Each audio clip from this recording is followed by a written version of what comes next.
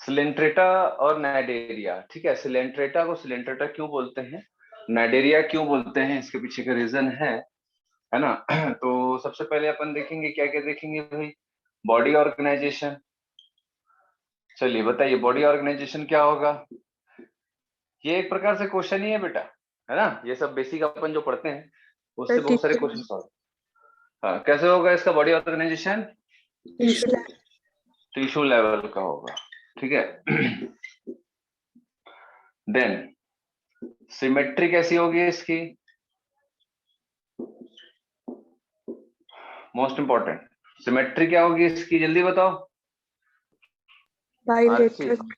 हाँ हनी, सिमेट्री क्या होगी इसकी।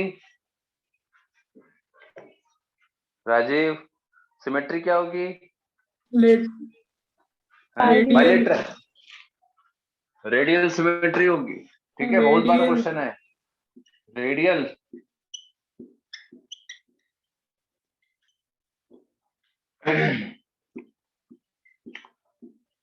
सिलोम का कुछ है क्या इसमें, सिलोम, सिलोम कैसा होगा। एसिलोमेट। क्यों भाई रीना, सिलोम कैसे होगा। Sir absent. एब्सेंट थी तो वीडियो क्यों नहीं देखते बेटा। सर सिलोम नहीं होता। सिलोम नहीं होता है, क्या होता है इसके पास।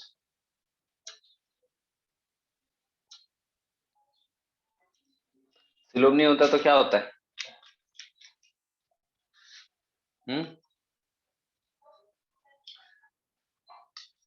अच्छा, एक और चीज,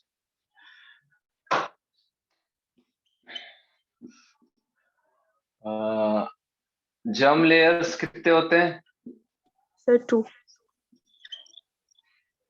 तो ये क्या होंगे, डिप्लोब्लास्टिक की ट्रिप्लोब्लास्टिक, डिप्लोब्लास्टिक। डिप्लोब्लास्टिक। ठीक है, मैंने एक चीज और बताया था कि डिप्लोब्लास्टिक में कई कई बार कुछ मिडिल लेयर होता है लेकिन वो मेसोडर्म नहीं होता है, क्या बोलते हैं उसको। मेसोग्लिया। क्यों भाई, याद है कि नहीं। कुछ मिडिल लेयर होता है ना, क्या बोलते हैं उसको, मेसोग्लिया। ठीक है, mesoglea is not a mesoderm, ध्यान रखेंगे, मेसोग्लिया कोई मेसोडर्म नहीं है। ठीक है, चलिए डिप्लोब्लास्टिक हो गया। देन उसके बाद क्या देखेंगे, डाइजेस्टिव सिस्टम होता है, ये तो टिश्यू लेवल का है तो कोई ऑर्गन सिस्टम तो होगा ही नहीं, है ना। देन उसके बाद और क्या देखेंगे, रिप्रोडक्शन। रिप्रोडक्शन में कैसा रहता है इसका, रिप्रोडक्शन क्या होगा, सेक्सुअल या एसेक्सुअल। दोनों होगा। Both. Both, sexual and asexual both, sexual and asexual दोनों रहेगा। डेवलप, अच्छा फर्टिलाइजेशन कैसे होगा, डेवलपमेंट कैसे होगा, ये सब मेनली यही सब याद रखना, बाकी ये सब तो आपको याद हो जाता है। बोलो क्या होगा। डायरेक्ट होगा शायद। डायरेक्ट डेवलपमेंट होगा,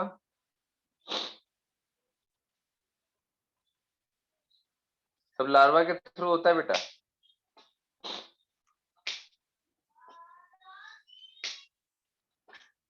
क्या होगा बताओ, डायरेक्ट डेवलपमेंट कैसे होगा, डायरेक्ट या इनडायरेक्ट। लार्वा मिलता है इसमें, ठीक है, ध्यान रखिएगा। Yes sir.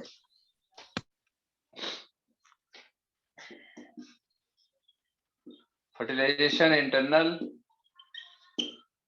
चलो अब इसके कुछ स्पेशल फीचर्स देखते हैं। ठीक है, तो इसमें कुछ स्पेशल फीचर्स में क्या क्या आएगा? स्पेशल फीचर्स में सबसे पहले इसको सिलेंट्रेटा क्यों बोलते हैं, नाइडेरिया क्यों बोलते हैं? तो इसमें प्रेजेंट होता है सिलेंट्रॉन। सिलेंट्रॉन, अब सील का मतलब आप लोगों को मालूम है कैविटी, एंटरॉन का मतलब होता है क्या? एंट्रॉन। हम इंटेस्टाइन को एंट्रॉन वर्ड से भी डिनोट करते हैं, ठीक है, इंटेस्टाइन को। तो ऐसा इसके पास इंटेस्टाइन जैसा कैविटी है ना, इसीलिए इसको गैस्ट्रोवास्कुलर कैविटी भी बोलते हैं। गैस्ट्रोवास्कुलर कैविटी बताऊंगा थोड़ा देर बाद, है ना, ये सब मिटाने के बाद। नाइडेरिया क्यों बोलते हैं? क्योंकि इसमें नाइडोब्लास्ट होता है। Cnidoblast all over the body, cnidoblast, ठीक है। देन और क्या तीसरा क्या इंपॉर्टेंस है इसमें? सिलेंट्रेटा जो रहते हैं, coelenterates exhibits in two body plan. Two body plan, दो टाइप के बॉडी का स्ट्रक्चर होता है, एक polyp and medusa. Polyp and medusa, ठीक है। तो ये तीन चीजें इसका इंपॉर्टेंस है जो आपसे एग्जाम में रिपीट करता है। एक तो आपका सिमेट्री पूछता है, ठीक है, ध्यान रखेंगे, ठीक है। बाकी चीजें उतना इंपॉर्टेंट नहीं है, ठीक है, बाकी ये सब तो आपको याद है। तो सिमेट्री इसका ध्यान रखेंगे, स्पेशली रेडियल सिमेट्री आपको मैंने कौन कौन से फाइलम्स में बताया है ना, जैसे पूछूंगा वो बताएंगे। बताओ भाई, पायल साहू, रेडियल सिमेट्री कौन कौन से फाइलम में मैंने बताया है? पायल साहू, पायल जायसवाल, कोई भी पायल नहीं बता रहे हो?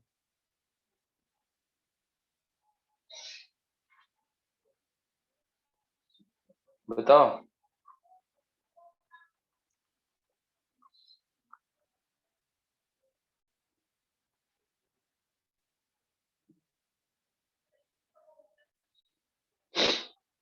बोलो भाई। रिंकी, रेडियल सिमेट्री इतना टाइम लगता है यार, आप लोगों को समझ नहीं आता। टीनोफोरा और इकाइनोडर्मिटा, एडल्ट इकाइनो। हाँ, सिलेंट्रेटा, टीनोफोरा एंड इकाइनोडर्मिटा, ठीक है। चलो, तो ध्यान रखेंगे ये रेडियल सिमेट्री का आता है एग्जाम में, अलग अलग है ना, उसके एग्जांपल्स के थ्रू भी आता है। तो इसको मैं हटा रहा हूं अभी फिलहाल, और मैं अभी डिस्कस करूंगा इन तीन चीजों का, ठीक है। चलो, क्योंकि यही इंपॉर्टेंट है, ये तीनों ही आते हैं। हटा दूं ना मैं, ये सब तो है आपके पास।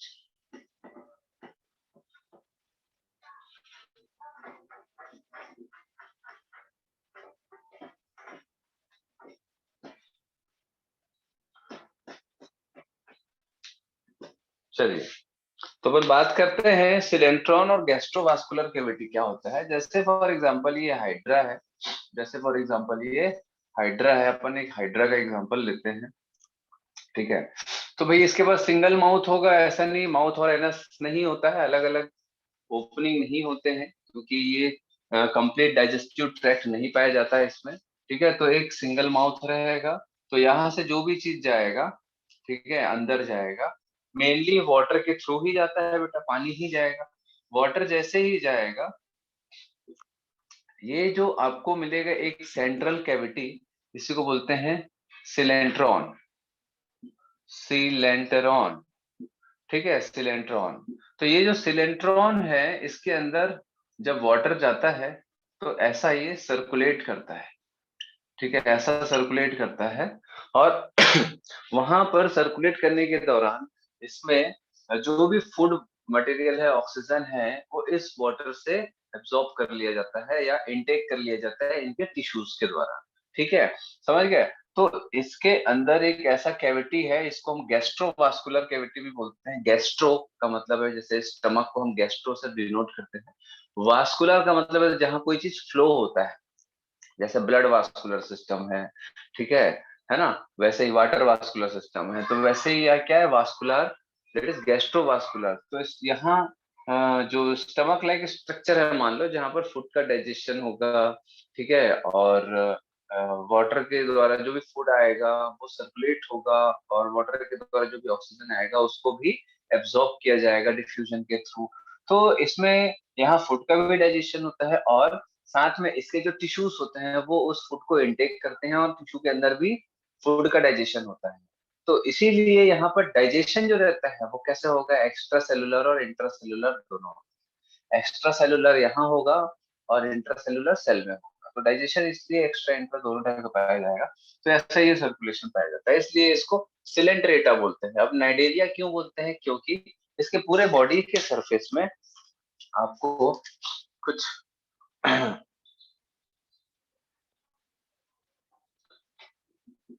पूरा ये जो टेंटेकल्स है बेटा, ये जो मैं बना रहा हूँ ये इसके टेंटेकल्स हैं, ये इसका बॉडी का सरफेस है, ठीक है, ये टेंटेकल्स है। तो इसके पूरे बॉडी सरफेस पे आपको क्या मिलेगा, कांटे के जैसा, एकदम छोटे छोटा कांटे के जैसा आपको क्या मिलेगा, नाइडोब्लास्ट। नाइडोब्लास्ट, ठीक है। तो नाइडोब्लास्ट होने के कारण इसको नाइडेरिया बोलते हैं, ठीक है। तो नाइडोब्लास्ट में क्या रहता है, नाइडोसाइट्स, और इसी को निमेटोसाइट्स बोलते हैं, ठीक है, जिसमें स्टिंगिंग कैप्सूल होता है।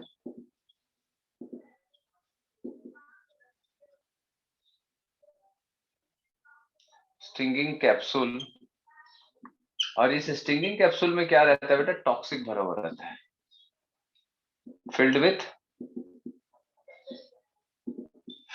टॉक्सिक, ठीक है, टॉक्सिन। तो ये जो टॉक्सिन से भरा हुआ रहता है, तो इससे क्या नुकसान है कि जैसे फॉर एग्जांपल जेलीफिश है ना, जैसे फॉर एग्जांपल जेलीफिश है, तो जेलीफिश जो है इसके बॉडी में भी आपको ऐसे ही क्या मिलेंगे, पूरा नाइडोब्लास्ट, नाइडोसाइट्स मिलेंगे, जो कि एक मतलब सुई के जैसा रहता है ना, और सुई का जो छोर होता है, सुई का जो छोर होता है, यहाँ पर टॉक्सिन भरा रहता है, ठीक है। तो ये टॉक्सिन को इंजेक्ट कर दिया जाता है, जो भी प्रे है या कोई एनिमी है जो उससे मारना चाह रहा है, या ये जिसको मारना चाहता है, ठीक है, खाने के लिए। तो ऐसा ये क्या करता है, ऐसा अगर जैसे पकड़ भी लिया तो वो पूरा का पूरा जहर छोड़ देता है, तो उससे फिर उसकी मौत हो जाती है, छोटे छोटे ऑर्गेनिज्म। तो जेलीफिश जैसे आप देखोगे तो ऐसा नहीं, जेलीफिश जो बहुत सुंदर दिखता है करके सर पे उठा के घूमोगे आप, ऐसा नहीं करना है, क्योंकि जेलीफिश को सर पे उठा के नहीं घूमना है, क्योंकि जैसे ही आप पकड़ोगे तो बेटा वो टेंटिकल्स पूरा ऐसा लगा लेंगे, उसकी बॉडी पूरा अगर आपकी बॉडी से टच होती है तो मान के चलो कि वो जहर को इंजेक्ट करते ही है, भले स्मॉल क्वांटिटी में है, आपकी बॉडी बड़ी है, उनकी बॉडी छोटी है, बट रैशेस आ जाएंगे, टॉक्सिन तो स्किन में आएगा, एलर्जिक रिएक्शंस होंगे, तो ये सारी चीज होती है ना। तो ऐसा नहीं जेलीफिश सुंदर दिख रही तो हर सुंदर चीज अच्छी नहीं होती है, कुछ जहरीले भी होते हैं, ठीक है। तो आपको ऐसा फट से नहीं पकड़ना है, तो ये उसका इस्तेमाल अपने आप को बचाने के लिए भी करते हैं। तो जनरली अगर आप कभी देखे होंगे कार्टून वगैरह में, आपने कभी किसी जेलीफिश को खाते नहीं देखा है किसी ऑर्गेनिज्म, उसके लिए भी प्रे होते हैं, ऐसा नहीं है कि प्रेडेटर नहीं होते, इस दुनिया में हर चीज के लिए प्रेडेटर होते हैं, बट जनरली जो समुद्री जीव होते हैं मैक्सिमम, है ना, वो लोग जेलीफिश से थोड़ा सा दूरी बना के रखते हैं, क्योंकि वो लोग कॉलोनीज में होते हैं, ठीक है, कॉलोनीज में होते हैं, उनके बीच में फंस गए तो टच भी हो गए तो भी थोड़ा सा दिक्कत हो जाता है। चलो, तो एक तो हो गया हमारा ये कि नाइडोब्लास्ट और नाइडोसिट्स या निमेटोसाइट्स इनके बॉडी में पाए जाते हैं, ये इंपॉर्टेंट है, आता है, ये इसके स्पेशल फीचर में से है। नाइडोब्लास्ट ये हो गया, सिलिंट्रॉन हो गया, एंड अपन आते हैं पॉलिप एंड मेडुसा, ठीक है। तो इसको मैं हटा रहा हूँ, हटा दो। यस। समझ गया ना, डाइजेशन क्यों एक्स्ट्रा एंड इंट्रा सेलुलर दोनों होगा, digestion extra plus intra cellular, यहां से एक्स्ट्रा सेलुलर डाइजेशन चालू हो जाता है।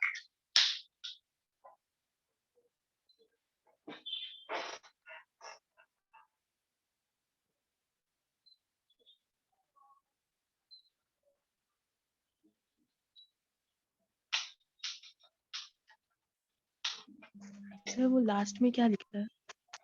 कहाँ बेटा? ये सर नीचे सबसे लास्ट में। ये हाँ coelenterate exhibits in two body form, two body form, two body form, दो बॉडी फॉर्म में पाया जाता है, एक पॉलिप एंड मेड्यूसे। अभी उसको डिस्कस करेंगे अभी हम।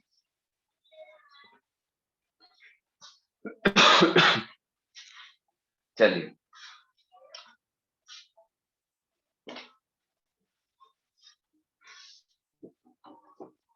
अब देखो दो बॉडी फॉर्म का मतलब क्या है कि भाई कैसे कैसे बॉडी फॉर्म्स में पाए जाते हैं, उसको अपन देखेंगे।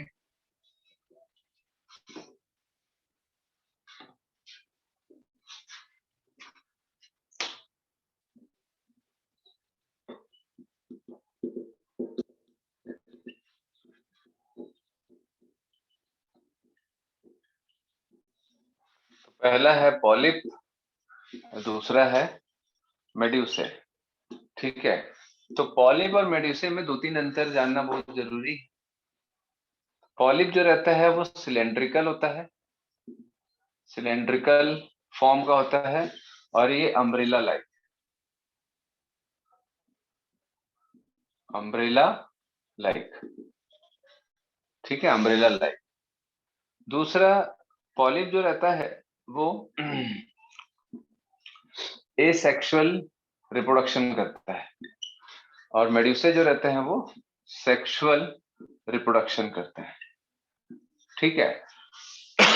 चलो, तो अगर अपन देखें तो इसका जो डायग्राम है वो सीधी सी बात है, एकदम सिंपल सा है।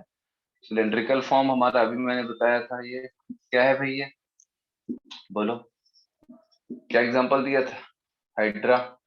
ठीक है, और अभी मैंने अम्ब्रेला शेप में क्या बनाया था? ये क्या है? जेलीफिश और ऑरेलिया। ठीक है, तो सिलेंट्रेट्स जो होते हैं वो दो बेसिक बॉडी फॉर्म्स में पाए जाते हैं, मतलब दो अलग अलग बॉडी फॉर्म्स में पाए जाते हैं। एक पॉलिप फॉर्म है और एक मेड्यूसा। तो जो पॉलिप फॉर्म होता है वो मोस्टली सिलेंड्रिकल शेप के होते हैं, और ये अम्ब्रेला लाइक शेप के होते हैं। ठीक है, सिलेंड्रिकल शेप है, अम्ब्रेला लाइक शेप में होते हैं। ठीक है, तो दूसरा जो ये फॉर्म है वो एसेक्सुअली ही रिप्रोड्यूस करेगा। ठीक है, और ये जो फॉर्म है ये सेक्सुअल रिप्रोड्यूस करेगा। ठीक, तो हम लोगों को दो तरीके से तो समझ आ गया कि भैया एक सिलिंड्रिकल शेप का होगा, एक अम्ब्रेला शेप का होगा।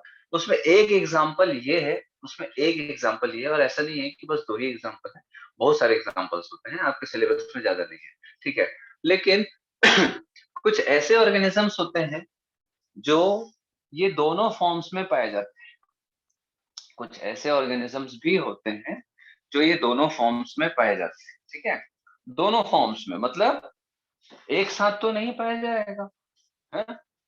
अर्धनारीश्वर ऐसा तो कुछ होता नहीं है, तो एक साथ नहीं पाया जाएगा। तो कुछ ऐसे ऑर्गेनिज्म होते हैं, एग्जाम्पल के तौर पर ओबिलिया, ओबिलिया, ठीक है, एग्जिबिट्स इन बोथ फॉर्म्स। ठीक है, ये दोनों फॉर्म में पाया जाता है। बोथ फॉर्म्स मतलब polyp and medusae, polyp and medusae दोनों फॉर्म्स में पाए जाते हैं। तो फॉर एग्जाम्पल कि ओबेलिया अगर इस फॉर्म में है, ठीक है, दैट इज पॉलिप फॉर्म में है, तो वो रिप्रोड्यूस करके मेड्यूसे फॉर्म में आ सकता है।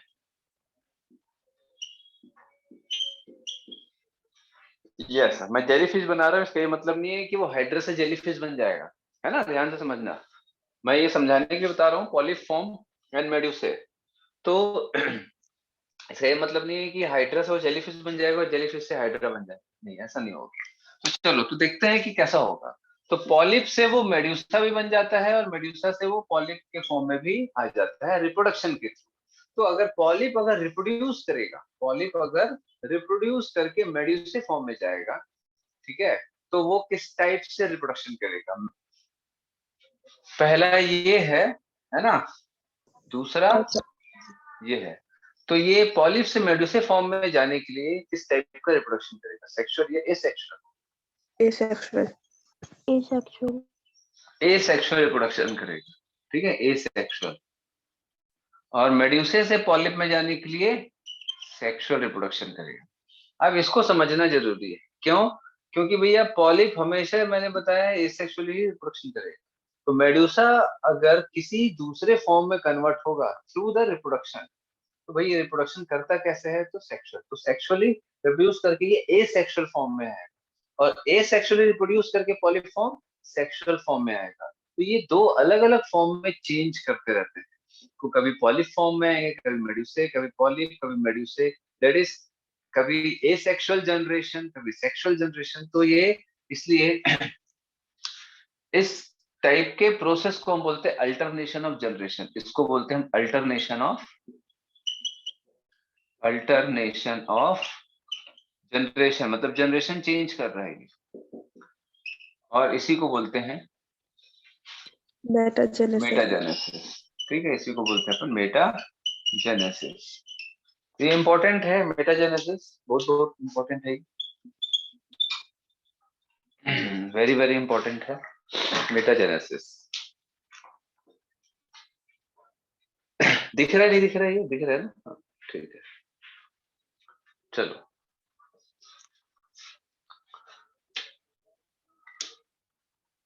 अब आप कुछ ऐसे ऑर्गेनिजम्स को देखे होंगे, है ना, ऐसे सिलेंट्रेट्स भी होते हैं, ठीक है, जो जिनको हम कोरल्स बोलते हैं। कोरल्स क्या होते हैं?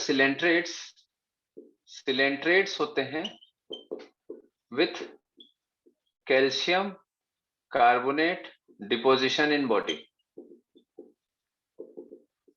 ठीक है, बॉडी में कैल्शियम कार्बोनेट का डिपोजिशन होता है। तो इस टाइप के जो सिलेंट्रेट्स होते हैं उनको हम कोरल्स बोलते हैं। आप लोग सुने बेटा मूंगा? मूंगा सुने? अरे भैया, लाल मूंगा, सफेद मूंगा, आप लोग कोई पहने हैं? आप में से बताओ, सफेद मूंगा या लाल मूंगा या नीला मूंगा, कोई पहने हो क्या आप? अरे कोई भी अंगूठी में डाल के पहनते हैं ना, या लॉकेट में, स्टोन है ये। वो व्हाइट वाला हाँ, व्हाइट वाला सफेद मूंगा हो गया। सर देखे और पहले नहीं। अच्छा, और कोई किसने किसने देखा है? हाथ उठाओ तो।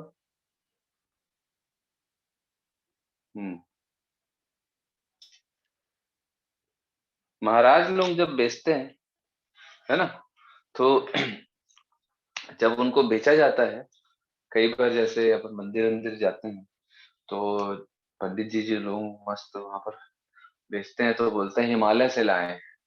ठीक है, हिमालय, समझ आ रहा बात? पहाड़ों में मिलता है, हिमालय में मिलता है ना, तो इस गंगा नदी में मिलता है। तो इस टाइप की बातें करते हैं। तो जनरली बेटा मूंगा जो होता है, कोरल्स होते हैं, कोरल को ही मूंगा बोला जाता है।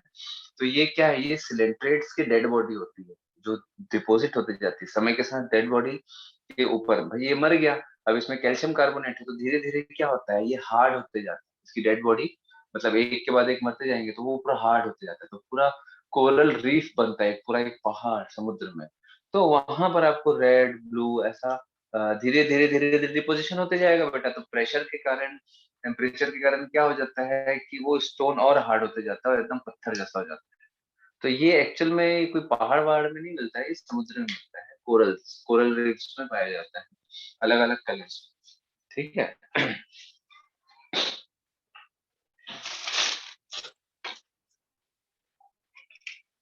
हटा दें? Yes sir.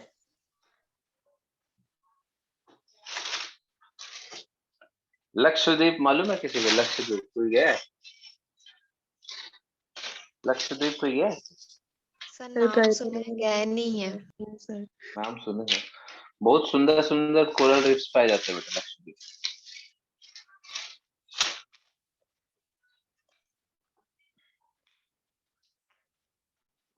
चलो हटा दे।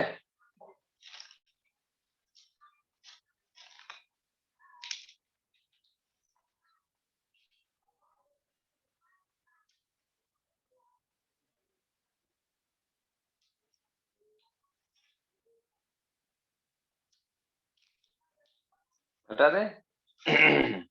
यस सर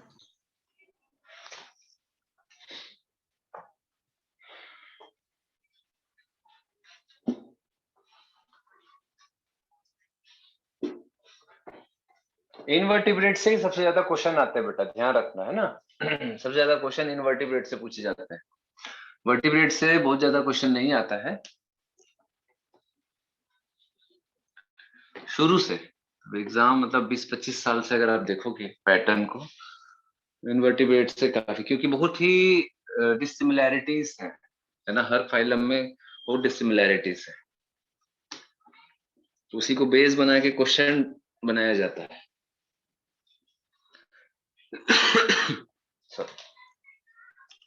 एंड उसके बाद फाइलम टीनोफोरा, टीनोफोरा को क्या बोलते हैं, और कॉम्ब जेली और सी वॉलनट, ठीक है।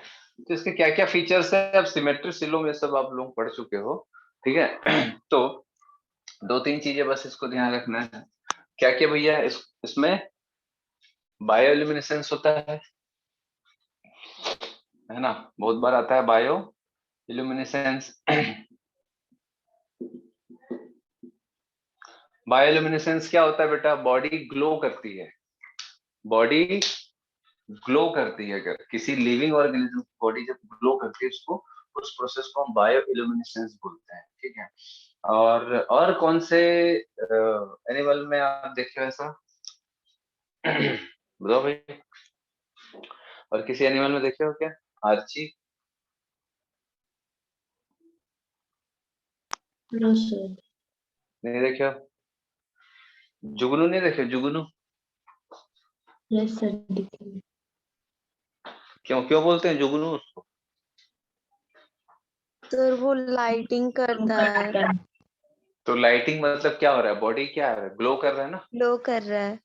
जल रहा है उसकी, वो है ना, लाइट आता है, लाइट एमिट हो रहा है।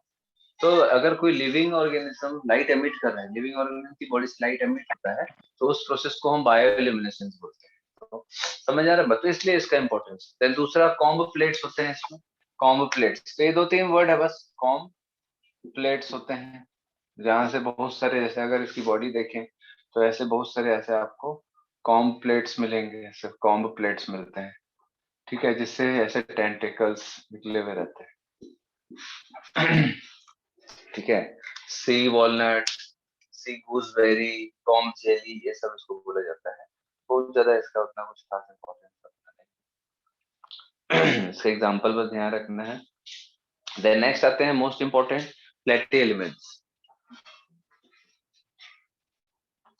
इसका एग्जांपल बस ध्यान रखना है, बायोल्यूमिनेसेंस होता है, कॉम्ब प्लेट्स, ये 3-4 वर्ड ही इसमें इंपॉर्टेंट है, बाकी इसके ज्यादा बेसिक फीचर से क्वेश्चन नहीं आते हैं। फाइलम प्लेटीहेलमिन्थस, अब प्लेटीहेलमिन्थस जो रहता है, बहुत क्वेश्चन आता है यहाँ से, क्यों बोलते हैं प्लेटीहेलमिन्थस?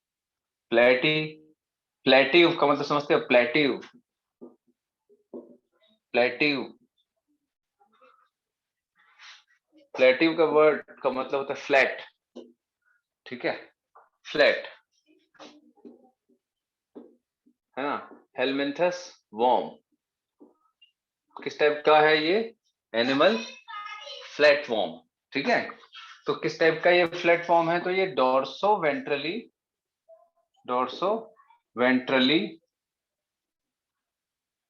फ्लैटन होता है, डोर्सो वेंट्रली फ्लैट होता है, ठीक है। मोस्टली पैरासाइट्स होते हैं, मोस्टली एंडोपैरासाइट्स होते हैं,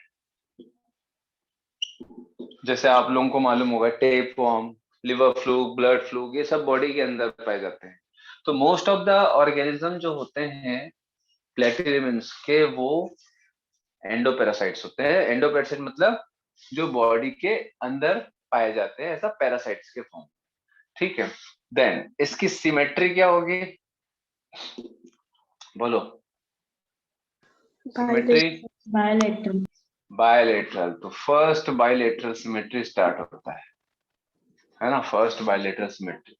जर्म लेयर्स कितने होते हैं, ट्रिप्लोब्लास्टिक होता है। दे आर ट्रिप्लोब्लास्टिक, ठीक है, फर्स्ट ट्रिप्लोब्लास्टिक। देन अब मीजोडर्म भी है तो सिलोम होना चाहिए। कैसा होता है सिलोम? एसिलोमेट। सिलोम एब्सेंट है, एसिलोमेट है। ठीक है, तो ये तीनों फॉर्म आता है ऐसा एग्जाम में कि bilateral triploblastic acoelomate element, bilateral symmetry with triploblastic but acoelomate animal. ठीक, देन डाइजेस्टिव सिस्टम कैसा बताया था मैंने, ये आता है? बोलो। Incomplete. Incomplete digestive system. ठीक है, सिर्फ माउथ होगा, एनस नहीं होगा। तो ये ब्लाइंड सैक बॉडी प्लान, ठीक है, इनकम्प्लीट। देन अब ये पैरासाइट होता है, पैरासाइट में क्या रहता है? Hook and suckers. ये उतना कुछ खास नहीं हो तो मालूम है, याद रह जाता है। देन इसके बाद हम क्या देखेंगे? डाइजेशन, रेस्पिरेशन तो बॉडी सरफेस के थ्रू करेगा, है ना। देन उसमें एक और इंपॉर्टेंट चीज देखेंगे, क्या? Flame cell. फ्लेम सेल्स क्या काम आता है? फ्लेम सेल्स क्या काम आता है? Excretion. Excretion and osmoregulation. ठीक है, osmoregulation and excretion, osmoregulation and excretion, ये बहुत इंपॉर्टेंट है, ध्यान रखें। ठीक है, चलिए देन आते हैं रिप्रोडक्शन में। रिप्रोडक्शन यूनिसेक्सुअल होंगे, बाइसेक्सुअल होंगे, ये मैंने आप लोगों को अलग से लिखाया था। यूनिसेक्सुअल होंगे, बाइसेक्सुअल होंगे, यूनिसेक्सुअल। Bisexual. बाइसेक्सुअल। हैं? Bisexual. बाइसेक्सुअल होगा। इसके मोस्टली एनिमल्स बाइसेक्सुअल होते हैं। देखो एंडोपैरासाइट्स जो हैं, बहुत सारे एंडोपैरासाइट जो रहते हैं वो बाइसेक्सुअल होते हैं। Not all, not all, but बहुत सारे एंडोपैरासाइट्स जो हैं बाइसेक्सुअल होते हैं, है ना। तो बाइसेक्सुअल है। देन रिप्रोडक्शन डायरेक्ट होगा, इनडायरेक्ट होगा। फर्टिलाइजेशन अगर हम बात करें, फर्टिलाइजेशन इंटरनल होगा, बॉडी के अंदर पाया जाता है। एंड डेवलपमेंट कैसा होगा? इनडायरेक्ट। लार्वा के थ्रू, है ना। मैनी, एक भी नहीं, बहुत सारे लार्वल फॉर्म। पहले जब स्टेट पीएमटीज होते थे तो उसमें बेटा इसके बहुत सारे जो एनिमल्स हैं, आपको तो मुश्किल से दो ही तीन एग्जांपल्स पढ़ने को पड़ रहे हैं प्लेटफॉर्म्स के, ठीक है। और जब स्टेट पीएमटीज होते थे तो मान के चलो आपको प्लेटिलिमेंट्स कम से कम 7-8 एग्जांपल पढ़ने पड़ते थे। उसमें से 3-4 का जो लार्वल स्टेज है वो याद रखना पड़ता है, ठीक है। तो लार्वल स्टेज भी बहुत सारे अलग अलग फॉर्म्स में पाए जाते हैं, है ना। तो development through many larval stage, तो लार्वल स्टेज के थ्रू होगा तो उसको हम क्या बोलते हैं? इनडायरेक्ट डेवलपमेंट, इनडायरेक्ट डेवलपमेंट, ठीक है। एग्जाम्पल आपको मालूम है, Fasciola hepatica, that is tapeworm, है ना। Sorry, Fasciola hepatica that is liver fluke, and tapeworm that is Taenia solium, है ना। और एक और होता है इसमें रीजनरेशन पावर, रीजनरेशन कैपेसिटी किसके में होता है भैया? प्लेनेरिया। प्लेनेरिया, ठीक है। रीजनरेशन कैपेसिटी होता है प्लेनेरिया में। ये अब बहुत कॉमन हो गया है, तो जनरली इसके क्वेश्चंस बहुत कम बनते हैं क्योंकि ऑलमोस्ट पता रहता है लोगों को। तो इसमें आपको क्या क्या ध्यान रखना है? ये ट्रिप्लोब्लास्टिक होते हुए भी एसिलोमेट है। फर्स्ट बायलेटरल सिमेट्री यहीं से स्टार्ट होता है। फ्लेम सेल आपको ध्यान रखना है, ठीक है। डोर्सो वेंट्रली फ्लैटन, ये वर्ड जो रहता है एग्जाम में कई बार स्टेटमेंट्स में आ जाते हैं, है ना। डोर्सो वेंट्रली फ्लैटन, ठीक है, क्लियर है। और लार्वा के थ्रू तो आप देख रहे हो ऑलमोस्ट आप पॉरीफेरा से लेकर के फ्लैट एलिमेंट्स तक देखोगे तो सब इनडायरेक्ट डेवलपमेंट हो रहा है, लार्वा के थ्रू हो रहा है। ठीक है, क्या बोला मैंने? पॉरीफेरा से लेकर के फ्लैट एलिमेंट्स तक सभी के सभी इनडायरेक्ट डेवलपमेंट हो रहा है, दैट इज लार्वा के थ्रू हो रहा है, और फर्टिलाइजेशन इंटरनल हो रहा है। क्लियर है इतना? ठीक है, चलो देन इसके बाद देखते हैं एश एलिमेंथस और निमेटोडा।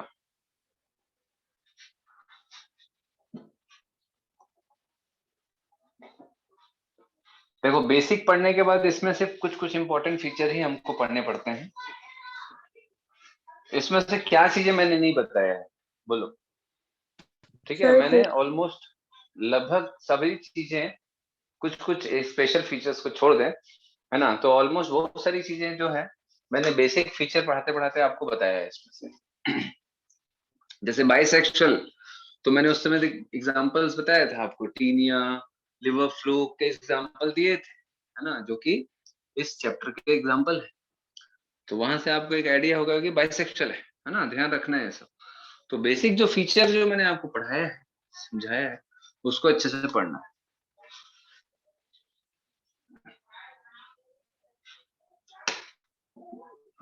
एश हेलमिंथस और राउंड वॉर्म, क्योंकि एश हेलमिंथस, हेलमिंथस मतलब वॉर्म, एश ASCH मतलब राउंड, ठीक है, और इसको हम निमेटोड्स भी बोलते हैं।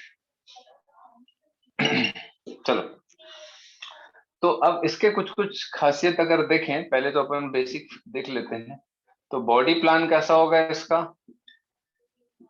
बोलो? Tube with in tube body plan सबसे इंपॉर्टेंट है। Tube with in tube body plan, सबसे पहला body plan tube with in tube इसी का है। मैंने ट्यूब विथ इन ट्यूब जो रहता है वो कब बताया था? Tube with in tube body plan कब बोलोगे किसी एक एनिमल को? जब कंप्लीट डाइजेस्टिव सिस्टम होगा। कंप्लीट डाइजेस्टिव सिस्टम होगा, ठीक है, मतलब एक बॉडी है, उसमें ये माउथ है और ये ऐसा एनस है, ठीक है। तो ये अगर इसको आप कट करोगे, इसको अगर आप ऐसे देखोगे तो ये ट्यूब है, उसके अंदर एक ट्यूब है ना, ये ट्यूब है, उसके अंदर एक ट्यूब है, ऐसा दिख रहा है ना डायग्राम आप लोगों को? तो ये तभी होगा जब माउथ एंड एनस प्रेजेंट होगा, that is complete digestive tract होगा, ठीक है। चलो, तो ये तो हो गया। देन दूसरी चीज, इसको हम लोग राउंड वॉर्म क्यों बोलते हैं? राउंड वॉर्म क्यों बोलते हैं? क्यों बोलते हैं? बोलिए, राउंड वॉर्म बोलने का रीजन क्या है? चलो बताओ भाई, आर्ची बताएगी राउंड वॉर्म क्यों बोलते हैं।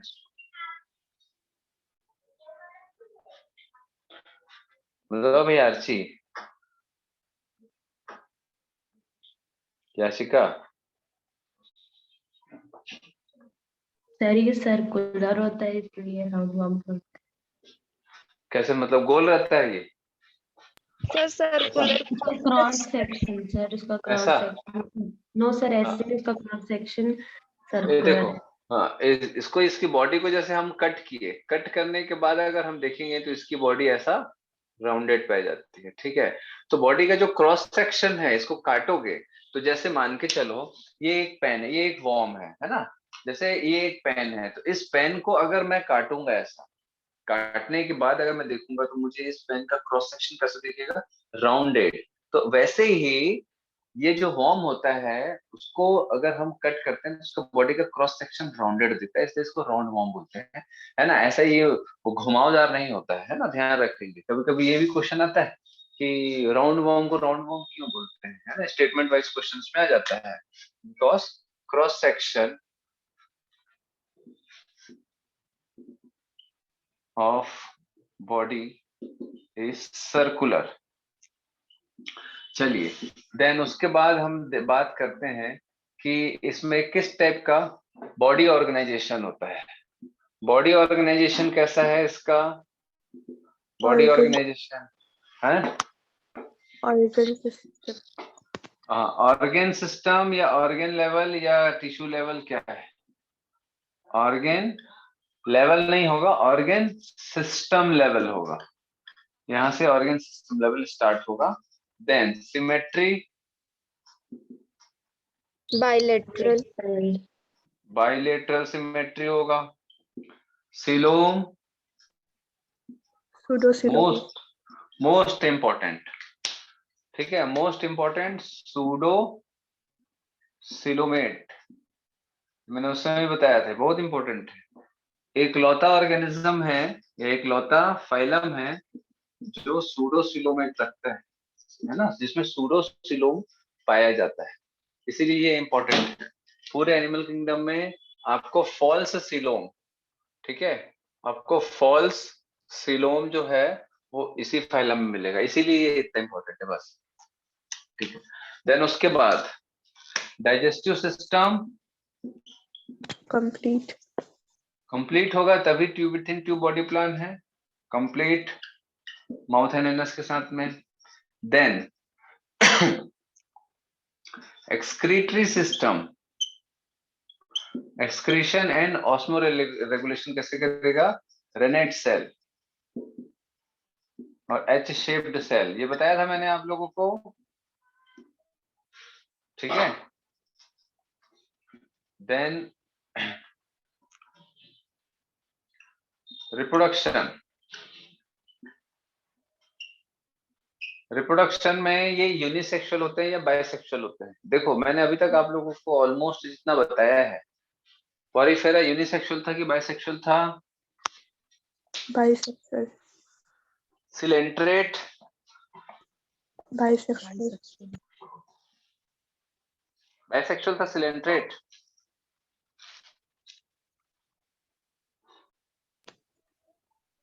बाइसेक्सुअल था? सर वो यूनिसेक्सुअल था यूनिसेक्सुअल था? और वो दोनों सर वो बोथ था। हाँ हाँ। दोनों था, ठीक है। देन उसके बाद अगर हम बात करें, ठीक है, प्लेटिलिमेंट्स की, तो प्लेटिलिमेंट्स में क्या था? बाइसेक्सुअल। बाइसेक्सुअल था।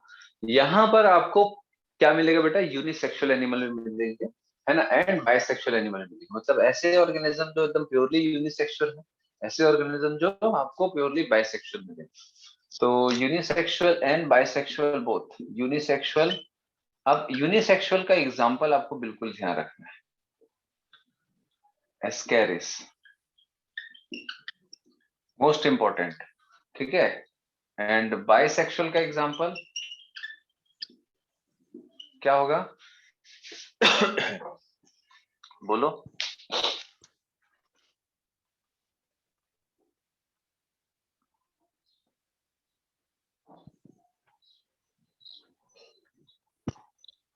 बाइसेक्सुअल का एग्जांपल है क्या कुछ?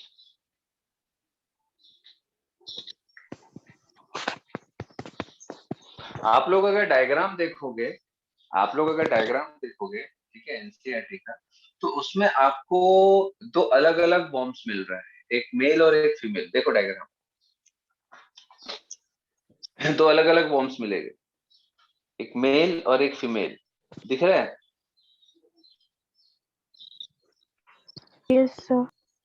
ठीक है, तो देखो ये डायग्राम को इसीलिए दिया गया है ताकि एक बार में हमको क्लियर हो जाए कि इसमें मेल और फीमेल अलग अलग ऑर्गेनिज्म पाए जाते हैं, ठीक है, और फिर कोई कंफ्यूजन नहीं होना चाहिए। क्यों? क्योंकि इसके जितने एनिमल्स होते हैं मोस्टली दे आर यूनिसेक्सुअल, ठीक है। बायसेक्सुअलिटी इसमें रेयरली पाया जाता है, जो आपके सिलेबस में नहीं है ना, एक्सेप्शंस तो हर जगह होते हैं, बट मोस्टली इसमें आपको क्लियरली डायग्राम के साथ बताया गया है कि भैया इसमें यूनिसेक्सुअल एनिमल्स पाए जाते हैं, ठीक है, मेल एंड फीमेल अलग अलग, that is sexes are separate, that is unisexual animal. तो यहां से इस फाइलम से सेपरेटली आपका स्टार्ट हो जाता है यूनिसेक्सुअलिटी ऑफ एनिमल, ठीक है।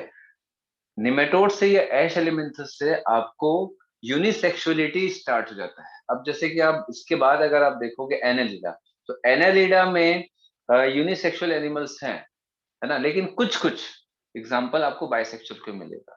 एनालिडा के बाद आर्थ्रोपोडा देखोगे तो पूरा यूनिसेक्सुअल एनिमल। आर्थ्रोपोडा के बाद मोलस्का देखोगे तो यूनिसेक्सुअल एनिमल है। मोलस्का के बाद इकाइनोडर्मेटा देखोगे तो यूनिसेक्सुअल है। देन उसके बाद हेमिकॉर्डेट्स, कॉर्डेट्स सब यूनिसेक्सुअल एनिमल। ठीक है, तो यहाँ से आपको प्योरली यूनिसेक्सुअलिटी स्टार्ट हो जाती है। ठीक है, तो ध्यान रखना। हाँ, तो मोस्टली इसमें क्या मिलेगा, यूनिसेक्सुअल एनिमल। ठीक है, एकदम बेस्ट एग्जांपल उसमें दिया हुआ है आपके डायग्राम में एस्कैरियस का। तो यूनिसेक्सुअलिटी को और क्या बोलते हैं, मोनोइशियस या डायोइशियस? डायोइशियस। ठीक है, तो ध्यान रखेंगे डायोइशियस। चलिए, देन इसमें फर्टिलाइजेशन कैसा होगा एंड डेवलपमेंट कैसा होगा? Fertilization internal and development direct और इनडायरेक्ट होगा कि नहीं होगा? होगा। दोनों होगा। दोनों होगा, है ना, इनडायरेक्ट एंड डायरेक्ट डेवलपमेंट दोनों होगा, प्लस इनडायरेक्ट। एक चीज ध्यान रखना, इनवर्टिब्रेट्स, जो इनवर्टिब्रेट्स होते हैं मैक्सिमम एनिमल्स में आपको इनडायरेक्ट डेवलपमेंट मिलेगा। मैक्सिमम इनवर्टिब्रेट्स जो होते हैं इकाइनोडर्मेटा तक, इवन हेमिकॉर्डेटा में भी अगर मैं बात करूं तो भी आपको मैक्सिमम क्या मिलेगा, इनडायरेक्ट डेवलपमेंट मिलेगा। बहुत ही कम जगह आपको डायरेक्ट डेवलपमेंट मिलेगा। ठीक है, समझ आ रहा बात? बहुत ही कम जगह डायरेक्ट डेवलपमेंट मिलेगा आपको। बहुत ही कम एग्जांपल्स होते हैं डायरेक्ट डेवलपमेंट के। क्लियर है बेटा? Yes sir. चलो, देन अब इसका जो एक और इम्पोर्टेंस है कि जो एग्जाम में आता है, तो क्या क्या एग्जाम में आता है, एक तो हमारा सूडोसिलोमेट हो गया। ठीक है, cross section of body circular, ये इंपॉर्टेंट है। ठीक, बाकी उतना इंपॉर्टेंट नहीं है ना। तीसरा जो इंपॉर्टेंट होता है हमारा माउथ। तो ये जो माउथ होता है, माउथ में आपको एक इंपॉर्टेंट चीज मिलेगा, that is muscular pharynx. Muscular pharynx, ठीक है, ये एक इंपॉर्टेंट है जो आजकल पूछा जाता है। तो माउथ में आपको क्या मिलेगा, फूड सक करने के लिए मस्कुलर फेरिंग्स। ठीक है, तो इसमें हम लोग क्या क्या देखेंगे इंपॉर्टेंट, माउथ में आपको मस्कुलर फेरिंग्स मिलेगा। ठीक है, बॉडी राउंड वॉल क्यों बोलते हैं, सर्कुलर बॉडी वॉल होता है इसका, cross section of body circular, is circular body wall भी बोल सकते हो। देन सूडोसिलोमेट, बस, है ना। और तीसरा अगर आप देखोगे तो ये यूनिसेक्सुअल होता है। ठीक, यहां से स्टार्ट हो रहा है। ठीक है, चलो एस्केरिस का एग्जांपल आप देख रहे हो। एस्केरिस में आपको दिखेगा मेल एंड फीमेल, तो किसका टेल राउंडेड होता है, मेल और फीमेल में से किसका टेल राउंडेड होता है? मेल का। दोनों का नहीं होता बेटा, ध्यान से देखो डायग्राम आप लोग, मैं आप लोगों को ना सर मेल का होता है। हाँ, ये भी क्योंकि ना क्वेश्चन आता है ना, ध्यान रखना। देखो यहाँ पर ये मेल की बॉडी है, फीमेल की तो ये फीमेल की बॉडी और मेल की बॉडी दोनों में से लेंथ किसका ज्यादा है? फीमेल। फीमेल की बॉडी का लेंथ ज्यादा है, ध्यान रखिए, है ना, आता है एग्जाम में। मेल की बॉडी का लेंथ कम होता है, लेकिन दूसरा चीज क्या ध्यान रखना है, मेल का जो टेल होता है, ये टेल, ये राउंडेड होता है, ये राउंडेड है, ये राउंडेड नहीं है बेटा। ये तो लंबाई को दिखाने का एक तरीका है, वरना इसको यहाँ तक दिखाना पड़ता, डायग्राम को यहाँ से यहाँ तक दिखाना पड़ता ना, जो कि पॉसिबल नहीं है। तो इसीलिए इसका लंबाई को दिखाने के लिए ऐसा इसको थोड़ा सा बेंड कर दिया गया, बट ये राउंडेड नहीं है। और ये जो डायग्राम दिख रहा है दैट इज मेल का जो टेल है वो राउंडेड है, तो उसका माउथ कहाँ होगा, यहाँ होगा, उसका माउथ कहाँ होगा, यहाँ होगा। ठीक है, समझ आ रहा है बात, है ना।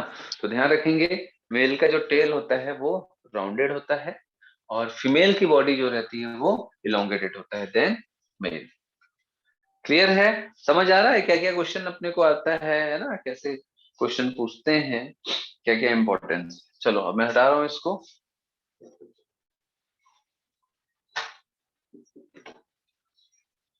देन इसके बाद कौन सा फाइलम आएगा? एनालिडा। Phylum Annelida. अब एनालिडा को एनालिडा क्यों बोलते हैं? क्योंकि एने का मतलब एन्यूलाई, एन्यूलाई से एनालिडा लिया गया है। Sorry.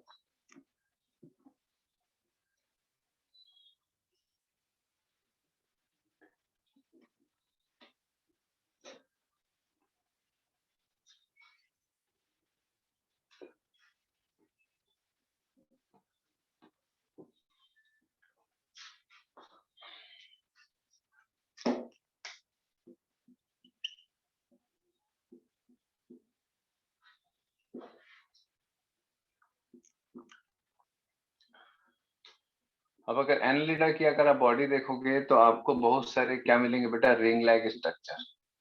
ठीक है, ये जो रिंग होता है इसको दूसरा वर्ड एन्यूलाई भी बोला जाता है, एन्यूलाई। तो इसी के कारण इसको एनालिडा वर्ड दिया गया है। एन्यूलाई राइट, रिंग लाइक स्ट्रक्चर्स, मतलब रिंग लाइक बॉडी होती है इसमें, रिंग लाइक स्ट्रक्चर्स अगर आप देखोगे ऐसा, जो कि क्या होता है बेटा? बाहर से अंदर तक के बॉडी को सेपरेट करता है ना। और जो छोटे छोटे स्ट्रक्चर्स होते हैं इसको हम लोग क्या बोलते हैं? मेटामियर्स। पिछले क्लास में देखे हैं हम मेटामियर्स। ठीक है, तो मेटामियर्स होता है, इसीलिए इसमें मेटामेरिक सेगमेंटेशन पाया जाता है। मेटामेरिक सेगमेंटेशन जो कि एक्सटर्नल एंड इंटरनल दोनों होता है, याद होगा आपको, मैंने बताया था। Metameric segmentation external plus internal दोनों पाया जाता है ना। एक्सटर्नल सेगमेंटेशन, इंटरनल सेगमेंटेशन दोनों रहता है मेटामेरिक सेगमेंटेशन में। देन दूसरा, अब इसका सिमेट्री क्या होगा? बोलो। बाइलेटरल। बायलेटरल सिमेट्री होगा। अब ये सब हमको बताने की जरूरत नहीं पड़ती है ना, एनालिडा की बात। सिलोम कैसा होगा? बोलो भाई। Coelomate. You coelomate, that is true coelom. अब यहाँ से सिलोम और सिमेट्री की जरूरत नहीं है, सिर्फ इकाइनोडर्मेटा में एक बार देखते हैं सिमेट्री को, बट अदरवाइज पूरी जगह पर सिमेट्री और सिलोम सब सेम रहेगा, है ना। ये ट्रिप्लोब्लास्टिक होता है, ट्रिप्लोब्लास्टिक होगा। सिलोम प्रेजेंट है मतलब भैया ट्रिप्लोब्लास्टिक होना है ना। क्लियर हो रहा है ये? चलो, देन उसके बाद अगर हम देखें इसमें डाइजेस्टिव सिस्टम कैसा होगा? बोलो, डाइजेस्टिव सिस्टम कैसे होगा? कंप्लीट डाइजेस्टिव सिस्टम होगा, है ना। चलो, देन उसके बाद रेस्पिरेशन कैसा होगा? ये इंपॉर्टेंट है ना। रेस्पिरेटरी सिस्टम में बताया था मैंने, एनालिडा के जो अर्थवॉर्म होते हैं उसमें रेस्पिरेशन कैसे होता है? बोलो। क्लोज्ड। है, नोस होता है। क्लोज्ड है। क्या क्या क्या बोले? नहीं समझ आया। रेस्पिरेशन कैसे होगा इसमें? Cutaneous respiration. स्किन के थ्रू। हाँ बेटा। स्किन के थ्रू। हाँ, क्यूटिकल, है ना, क्यूटिकुलर रेस्पिरेशन, क्यूटिकुलर रेस्पिरेशन, है ना, स्किन के थ्रू रेस्पिरेशन होगा। Excretion and osmo regulation most important. बोलो, क्या होगा? Nephridia. Nephridia, most important, nephridia. ये सब हम देख चुके हैं पहले। ठीक है, तो वही डाइजेशन, रेस्पिरेशन, एक्सक्रीशन, ये सारा चीज हो गया। देन उसके बाद इसमें लोकोमोशन देखते हैं। लोकोमोशन, तो लोकोमोशन के लिए इसकी बॉडी में क्या क्या होता है? Parapodia. Circular and longitudinal muscle,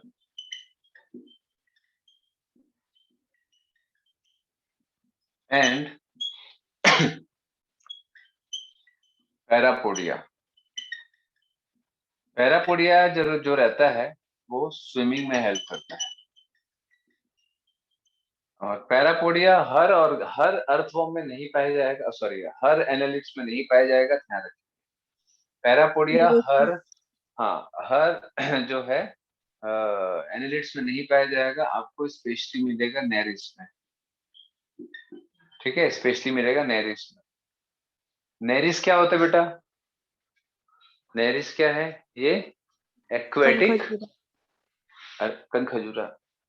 कनखजूरा नहीं है बेटा, कनखजूरा नहीं है। कनखजूरा जो रहता है वो सेंटीपीड है, ठीक है। सेंटीपीड मिलीपीड आप लोग सुने होंगे ना, वो आर्थ्रोपोड्स में पाए जाते हैं। ये उसी के जैसे दिखता जरूर है, आप देखोगे डायग्राम में तो आपको ऐसा लगेगा कि हाँ वही है कनखजूरा, ठीक है। एनसीईआरटी का डायग्राम अगर आप देखोगे तो आपको लगेगा कि हाँ वही है कनखजूरा जो हम लोग जनरली बोलते हैं, लेकिन कनखजूरा जो रहता है वो वो जनरली आपको टेरेस्ट्रियल हैबिटेट्स में मिलेगा, मतलब जमीन में बिल बना के रहता है, ठीक है, लेकिन वो नहीं है ये।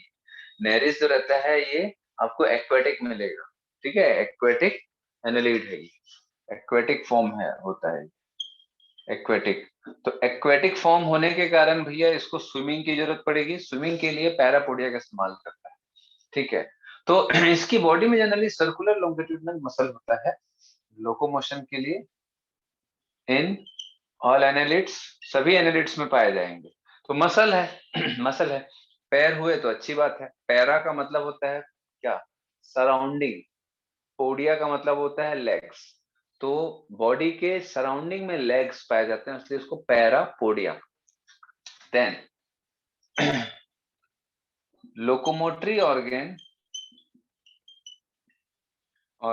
एब्सेंट भी होता है, ठीक है, ध्यान रखेंगे किसमें एब्सेंट होता है। एग्जांपल लीच, लीच में आपको लोकोमोटरी ऑर्गन एब्सेंट मिलेगा। अर्थ फॉर्म में एक छोटा छोटा रहता है सीटे, ठीक है, सीटे भी पाए जाते हैं, वो आपको मिलेगा अर्थवॉर्म में। अर्थवॉर्म में लोकोमोटरी सीटे पाए जाते हैं, बट सीटे भी कोई बहुत ज्यादा पैर के जैसे नहीं होता जो चलने में मदद करे। अल्टीमेटली सीटे भी सर्कुलर लॉन्गिट्यूडनल मसल के थ्रू ही हेल्प करता है चलने में, मूवमेंट में, ठीक है। देन तो ध्यान रखेंगे पैरापोडिया आपको किसमें मिलेगा? Aquatic form that is Nereis में मिलेगा, ये बहुत इंपॉर्टेंट है, ठीक है, बहुत इंपॉर्टेंट है, स्विमिंग में हेल्प करता है। बहुत बार आ चुका है ये क्वेश्चन, बहुत बार आ चुका है ना, इंपॉर्टेंट कर लेंगे।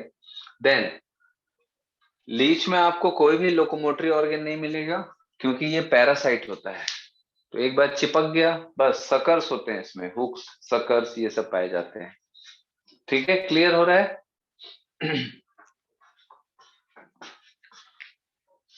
क्लियर है? Yes, sir.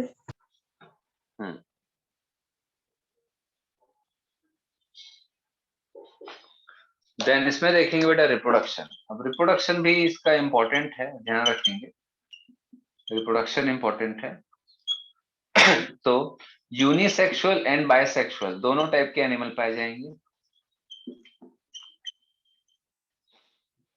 इसके बाद आप देखोगे तो मोस्टली सब आपको यूनिसेक्सुअल मिलेगा। यहाँ पर कुछ एक एग्जांपल बाइसेक्सुअल का मिलेगा, कुछ एक एग्जांपल यूनिसेक्सुअल का। तो यूनिसेक्सुअल का एग्जांपल आपको ध्यान रखना है नेरिस, और बाइसेक्सुअल का एग्जांपल अर्थवॉर्म एंड लीच, ठीक है, अर्थवॉर्म एंड लीच, ये इंपॉर्टेंट है, एग्जांपल्स आपको याद रखना है ना। एग्जाम में डायरेक्टली आता है यूनिसेक्सुअल का एग्जांपल क्या है, बाइसेक्सुअल का एग्जांपल क्या है, बहुत इंपॉर्टेंट है।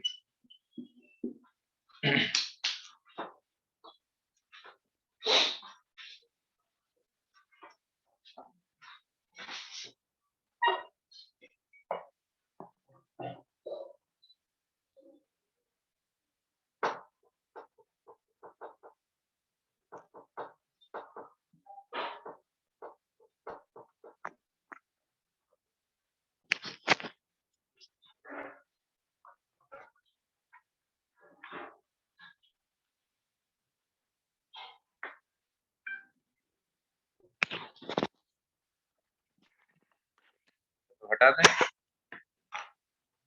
Yes, sir.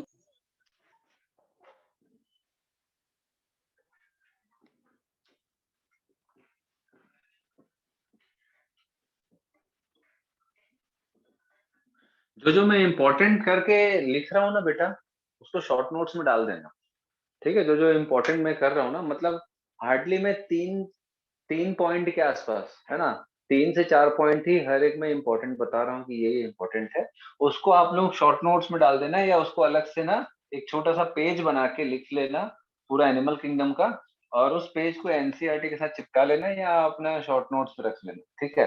तो उससे क्या है, और बाकी जो बेसिक्स पढ़ना जो मैंने बताया, बेसिक्स जो बेसिक्स ऑफ एनिमल किंगडम जो मैंने बताया उसको बस अच्छे से याद करना है, और बाकी जो जो इम्पोर्टेंट बताते जा रहा हूँ बस उसको लिख लेना है। तो आपका बहुत ही स्पीड से रिवीजन करने में आपको आसानी होगी और चीजें भी याद रहेंगी ज्यादा से ज्यादा, ठीक है, क्योंकि हर चीज इसमें आप नहीं पढ़ सकते कुछ कुछ इंपॉर्टेंट चीजें ही आती है और बाकी जो बेसिक्स है वो आता है। चलो देन उसके बाद हम क्या देखेंगे, एनालिडा के बाद फाइलम आर्थ्रोपोडा।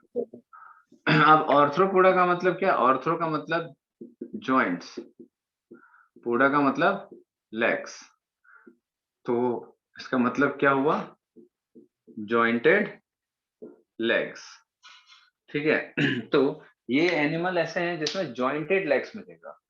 एक चीज ध्यान रखना, अच्छा मैंने अभी जो पैरापोडिया बताया है ना, अब उसकी बात कर लेते हैं। मैंने जो अभी पैरापोडिया बताया है ये क्या चीज है क्या है, अरे ये क्या चीज था, अभी बताया था पैरापोडिया एनालिडा में। लोकोमोशन में हेल्प करता है। लोकोमोटरी ऑर्गेन है, लोकोमोटरी ऑर्गेन है ना। चलो बताओ भाई रिंकी, ये जॉइंटेड है या अनजॉइंटेड है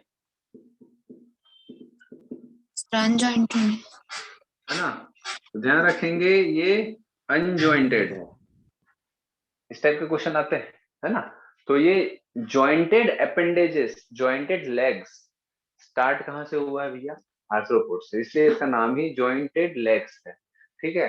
तो ये जो पैरापोडिया है, कई बार क्वेश्चन में आता है कि स्टेटमेंट्स में आता है कि which of the following statements are true और फॉल्स, इस टाइप का, तो उसमें कई बार आता है कि पैरापोडिया जॉइंटेड लोकोमोटरी स्ट्रक्चर्स या पैरापोडिया जॉइंटेड लोकोमोटरी या है ना स्ट्रक्चर्स ऑफ एनालिडा। तो लोगों को क्या दिखता है, एनालिडा पैरापोडिया खत्म, फिर वो एक चीज भूल जाते हैं कि भैया वो जॉइंटेड नहीं है, वो बॉडी का एक आउटग्रोथ है, स्किन का एक आउटग्रोथ है ना, ध्यान रखेंगे। आप अगर डायग्राम को ध्यान से देखोगे, आप अगर डायग्राम को ध्यान से देखोगे तो स्किन का एक आउटग्रोथ है, वो जॉइंट्स नहीं है, जॉइंट इज डिफरेंट, ध्यान रखेंगे। जैसे हमारा जो हेयर है, ये हेयर क्या है बेटा, हेयर जो रहता है वो स्किन के साथ में जॉइंटेड है या स्किन का एक आउटग्रोथ है, क्या बोलोगे, बॉडी का हेयर स्किन के साथ जॉइंट है, जॉइंटेड फॉर्म में है या स्किन का एक आउटग्रोथ है, बोलो। Outgrowth form. आउटग्रोथ है ना, ध्यान रखेंगे वो आउटग्रोथ है, कोई जॉइंट्स नहीं है। वैसे ही पैरापोडिया एक अनजॉइंटेड लोकोमोटरी ऑर्गन है ना, इसको लिख लेना आप लोग वहां पर चाहो तो लिख लेना, क्योंकि क्वेश्चन आए हैं ऐसे, है ना, ध्यान रखेंगे ऐसे क्वेश्चन आए हैं। चलिए, तो जॉइंटेड लेग्स के कारण हम लोग इसको क्या बोलते हैं, आर्थ्रोपोडा। अब भैया ये सबसे लार्जेस्ट फाइलम है, लार्जेस्ट फाइलम है, ठीक है। मतलब धरती पर जितने भी जीव जंतु आप देखते हो मैक्सिमम जो है ना, वैसे तो जंतु बोलेंगे है ना, तो जितने भी एनिमल है ना, उसका मोर देन 70% जितने एनिमल्स पाए जाते हैं, मैं एक्टेरिया बैक्टीरिया की बात नहीं कर रहा हूँ, जितने एनिमल किंगडम में एनिमल्स पाए जाते हैं उसका 70% से भी ज्यादा हिस्सा जो है वो कौन से टाइप के एनिमल का है, तो आर्थ्रोपोडा का है, ठीक है। देन आर्थ्रोपोडा में भी सबसे ज्यादा जो पाया जाता है लार्जेस्ट क्लास वो होता है इंसेक्ट्स का, इंसेक्ट्स।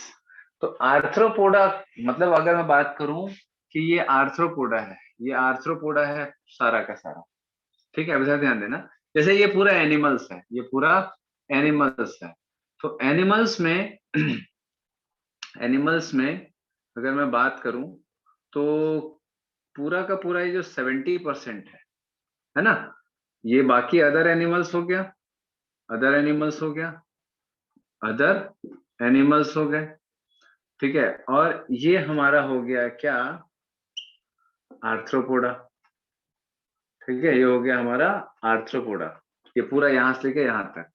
आर्थ्रोपोडा में भी मोर देन 70% जो होता है, आर्थ्रोपोडा में भी मोर देन 70% जो रहता है वो इंसेक्ट्स का कंट्रीब्यूशन होता है। मतलब हमारी धरती पर अगर बोला जाए कि किस टाइप के ऑर्गेनिज्म सबसे ज्यादा है, किस टाइप के एनिमल सबसे ज्यादा है, दैट इज इंसेक्ट्स है, ठीक है। तो इसका भी ये जो 70% है, टोटल एनिमल का 70% है, उसका भी 70% जो रहता है वो क्या रहता है बेटा, इंसेक्ट। इंसेक्ट। तो ये यहां से लेकर के यहां तक जो रहता है ये इंसेक्ट का है,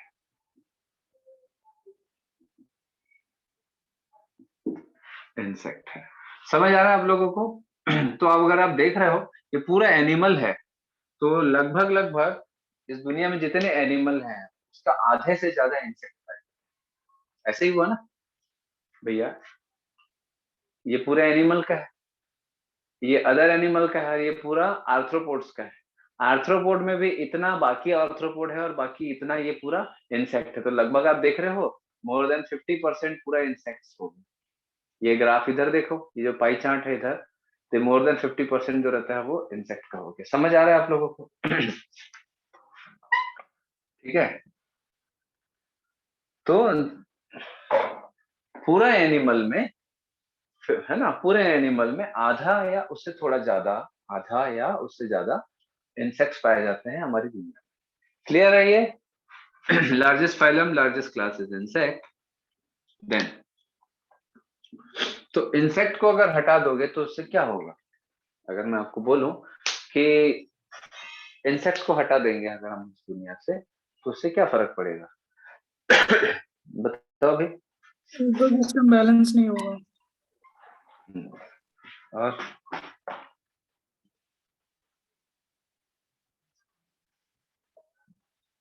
और बोलो भाई, इंसेक्ट को हटा दोगे इस दुनिया से, वैसे भी किसको पसंद है? इंसेक्ट पसंद है आप लोगों को? मक्खी, मच्छर, जुएं, खटमल पसंद है क्या? कॉकरोच, क्यों पसंद है? क्यों भाई रीना, नहीं। पसंद है? नहीं तो हटा देना चाहिए। बोलो भाई नाजिया। संस्कृति, संस्कृति हटा देना चाहिए ना। मच्छर, मक्खी, कॉकरोच, दीमक, ये सब कितना नुकसान करते हैं, बोलो। कुछ इंसेक्ट अच्छे भी होते हैं। हाँ तो हटा देंगे तो क्या होगा? बढ़िया है ना, मच्छर वच्छर नहीं काटेगा, मक्खी नहीं घूमेगा। बोलो। हाँ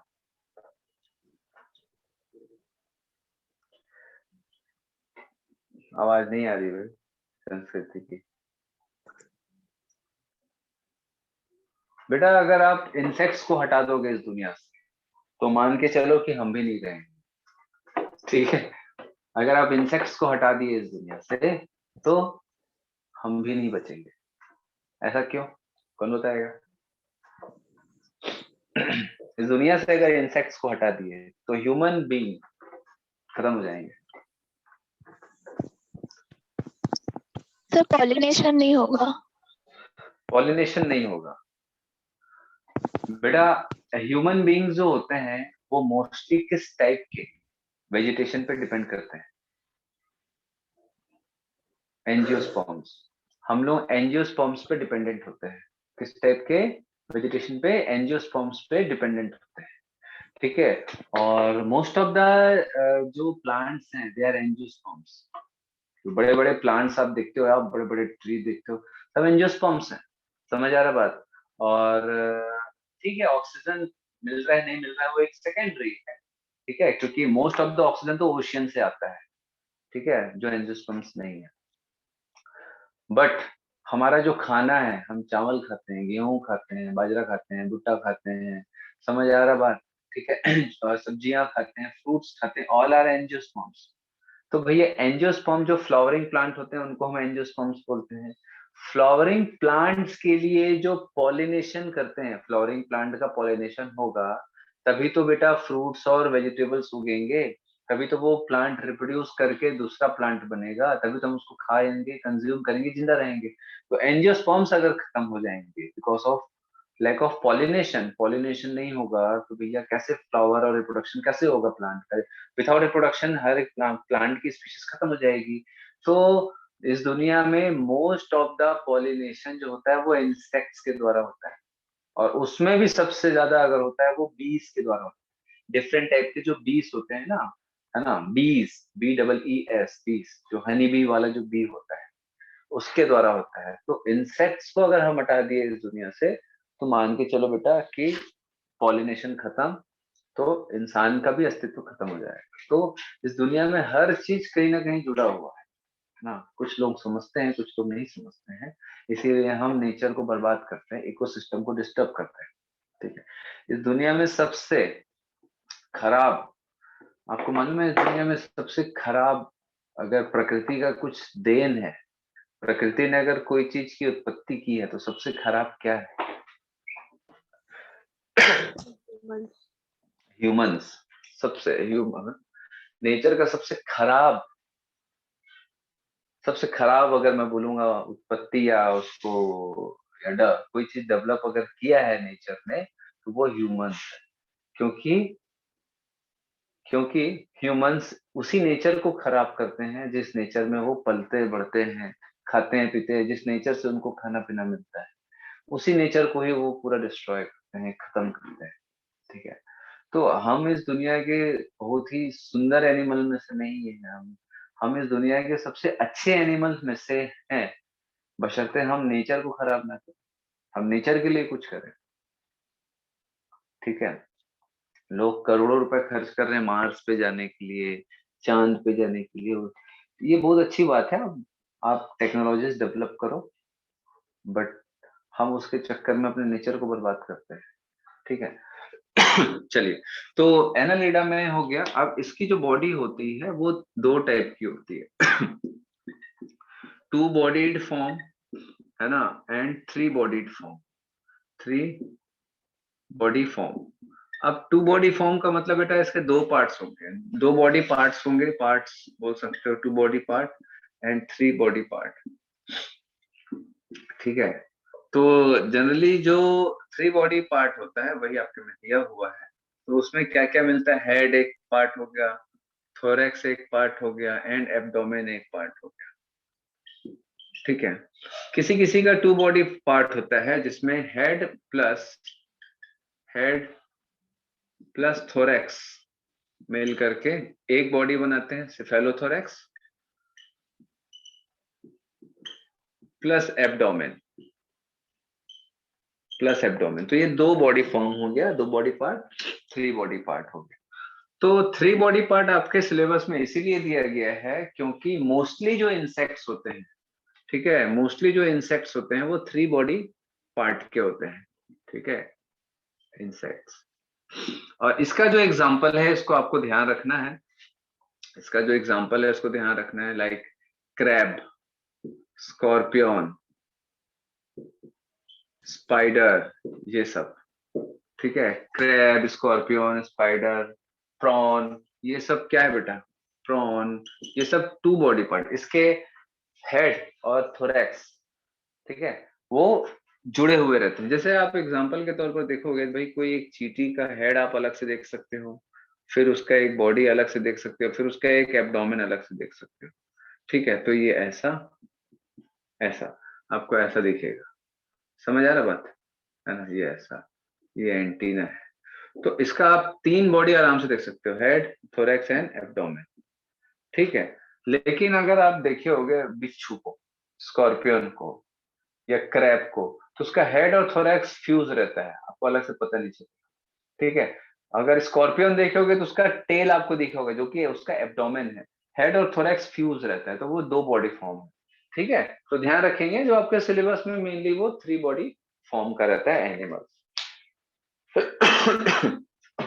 क्लियर है बेटा?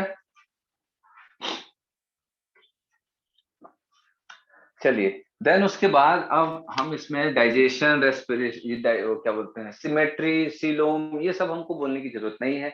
Bilateral symmetry, true coelom, ट्रिप्लोप्लास्टिक animal है, ये सब हमको जानने की जरूरत नहीं है। डाइजेस्टिव सिस्टम कंप्लीट होगा तो हमको मालूम है कि एश एलिमेंथस या निमेटोडा से डाइजेस्टिव सिस्टम कंप्लीट हो चुका है। देन इसमें रेस्पिरेशन, ये भी मैंने बताया है। चलो बताओ इसमें रेस्पिरेशन किस किस टाइप के पाए जाते हैं? रेस्पिरेशन बुक किस, हाँ, बुक लंग्स और गिल्स, मोस्ट इम्पोर्टेंट आप भूल रहे हो बेटा, मोस्ट इम्पोर्टेंट ये नहीं है, गिल्स भी होता है। और सबसे इम्पोर्टेंट जो सबसे है मेल्फिजियन ट्यूब्यूल, बेटा वो रेस्पिरेटरी स्ट्रक्चर नहीं है, वो नहीं सर, एक्सक्रीटरी स्ट्रक्चर। एक्सक्रीटरी है। हाँ हाँ, ट्रैकियल ट्यूब मोस्ट इम्पोर्टेंट, ठीक है। मतलब इसमें जब भी क्वेश्चन आता है तो इसके क्वेश्चन आते ही हैं, ठीक है। रेस्पिरेशन के बाद हम क्या देखेंगे? Excretion and osmo regulation. तो एक्सक्रीशन प्लस ऑस्मो रेगुलेशन के लिए कौन सा स्ट्रक्चर होता है? ये बहुत बार आया है, बोलिए भैया। हाँ, मेल्फिजियन ट्यूब्यूल।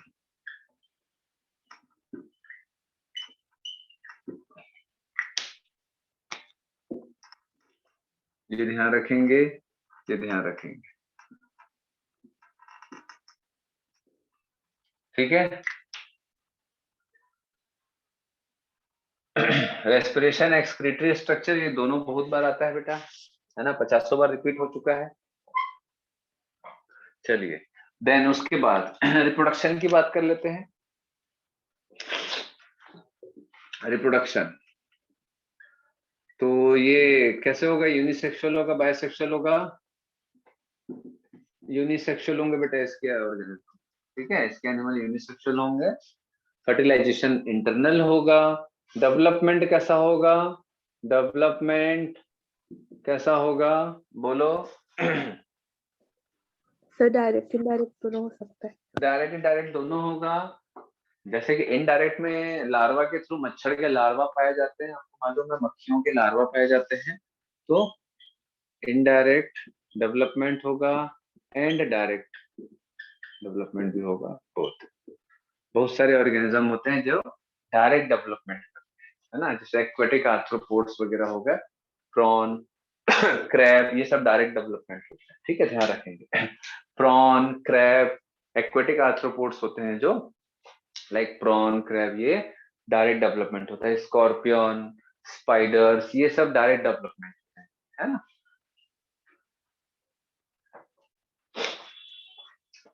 क्लियर है इतना? Yes sir. अब इसमें मुझे बेटा, अब सर्कुलेटरी सिस्टम कैसे होता है, ओपन होता है, क्लोज होता है, ये सब मैंने बेसिक बता दिया है ना, बेसिक के समय मैंने काफी चीजें बता दी, ठीक है। चलो, देन इसमें इकोनॉमिक इम्पोर्टेंस, जैसे कि बेटा हनी बी, इकोनॉमिक इम्पोर्टेंस समझते हो आप लोग?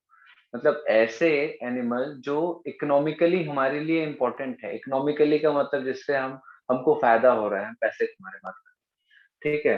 तो जैसे हनी बी से हमको क्या मिलता है भाई? हनी मिलता है, शहद, है ना। लैक इंसेक्ट से हमको लैक मिलता है, सिल्क वॉर्म से हमको सिल्क मिलता है। तो ये सारे क्या है? इकोनॉमिक इम्पोर्टेंट इंसेक्ट्स, जिससे इकोनॉमिकली हमारा फायदा होता है, हम पैसे कमाते हैं। समझ आ रहा बात? ठीक है। Yes sir. ये आता है और ये कोई बहुत बड़ी चीज नहीं है, सभी को मालूम है कि सिल्क किससे बनता है, हनी कौन बनाता है ना। और क्या बोलते हैं, लैक किससे बनता है? लैक मालूम है क्या होता है? LAC लैक, लैक मालूम है क्या होता है? सर मोम जैसा रहता है। मोम जैसा रहता है, वो जो मम्मी लोग चूड़ी के अंदर एक रेड कलर का प्लास्टिक जैसा मटेरियल डलवाते हैं। आप लोग देखना, चूड़ी बाहर से दिखता है ऐसा, एकदम ऐसा ना, इतना बड़ा, मतलब चौड़ा इतना दिखता है कई लोगों का चूड़ी है, अंदर देखोगे तो खाली रहता है, ठीक है। तो वही कई बार आप पहनते पहनते थोड़ा सा वो स्क्रैच वगैरह आ जाता है, खाली रहता है तो बेंड होने का डर रहता है अंदर। तो इसलिए अंदर लाख डलवा बोलते हैं, लाख डलवा रहे, दैट इज लैक। ठीक है, तो पहले बैंगल्स वैंगल्स दुनियादारी लॉकेट है ना, चैन वैन कान का, ये सब उसी से ही बनाते थे, बट अब फिर उसके बाद कांच का बनाने लग गया, प्लास्टिक का बनाने लग गया, ऐसा होता है।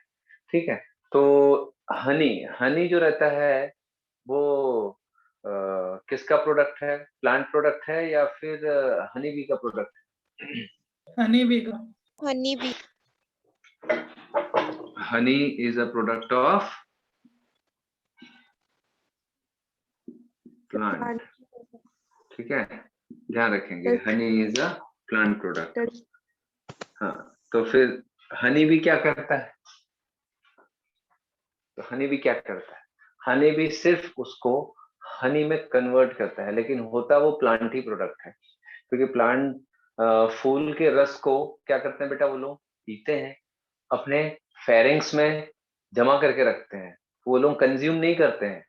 हनी जो होते हैं, हनी बीज जो होते हैं, वो नेक्टर लेते हैं प्लांट से, फूल का रस लिए, ठीक है, फेरिंग्स में जमा करके रखे, सलाइवरी ग्लैंड के द्वारा सलाइवा उस पे एक्ट करता है, और सलाइवा क्या करता है, उस नेक्टर को, वो जो फूल का रस है, उसके जो सलाइवरी एंजाइम्स होते हैं, हनी बी के सलाइवरी एंजाइम्स फूल के रस को जो रहते हैं एंजाइमेटिकली कन्वर्ट कर देते हैं एक दूसरे फॉर्म में, जिसको हम हनी बोलते हैं।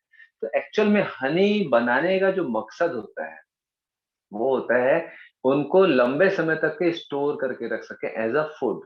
ठीक है, ताकि उनके जो बच्चे हैं, उनकी जो महारानी है, उनके जो राजा हैं, वो उसको खा के जिंदा रह सके, उनके दोस्त यार और खुद भी वो जो है, जब सीजन अच्छा नहीं होगा, क्लाइमेटिक कंडीशन अच्छा नहीं होगा, जब फूल नहीं खिलेंगे, खाना अवेलेबल नहीं होगा, तो इस हनी को वो लंबे समय तक कंज्यूम कर सके। तो एक्चुअल में वो लोग खुद नहीं खाते हैं, वो लोग स्टोर करते हैं और जरूरत के हिसाब से फिर खाते जाते हैं जब फूड अवेलेबल नहीं होता है उनके सराउंडिंग। फूल होगा तभी तो फूल का रस लेंगे ना, तो वो लोग तुरंत नहीं पीते हैं। तो जो फूल का रस होता है सिर्फ उसको एंजाइम के द्वारा कन्वर्ट करते हैं और हनी बन जाता है। तो एक्चुअल में हनी जो रहता है वो प्लांट का ही एक क्या है, फूल का ही रस, दैट इज नेक्टर को ही का ही कन्वर्शन होता है, जिसको उन्होंने सिर्फ एंजाइम के द्वारा कन्वर्ट किया है। समझ आ रहा बात?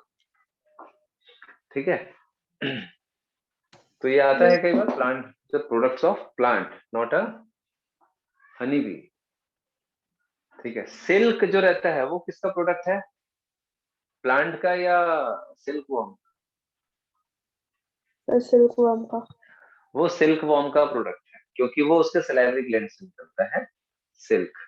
ठीक है, तो बस लैक, हनी एंड सिल्क में से हनी जो रहता है वो प्लांट प्रोडक्ट है ना, ध्यान रखेंगे।